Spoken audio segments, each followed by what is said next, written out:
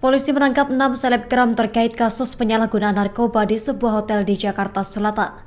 Chandrika Cika bersama 5 orang temannya digerebek saat mengadakan pesta ganja di hotel tersebut.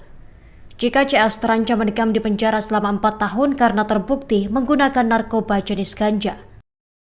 Wakil Ketua Reserse Narkoba Polres Metro Jakarta Selatan AKP Rizka Anugras berujar tak menutup kemungkinan adanya rehabilitasi.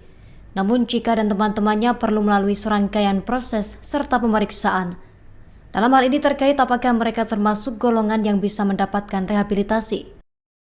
Adapun Cika beserta 5 temannya terbukti mengkonsumsi ganja setelah dilakukan tes urin seusai diciduk di Hotel Kawasan Setiabudi Jakarta Selatan pada Senin 22 April 2024. Mereka menghisap ganja dari pouch atau rokok elektrik yang menggunakan ganja sebagai bahan dasar pembuatan cairan atau liquid. Namun hanya 4 orang terbukti positif mengkonsumsi ganja. Sementara 2 lainnya diketahui positif mengkonsumsi metamfetamin.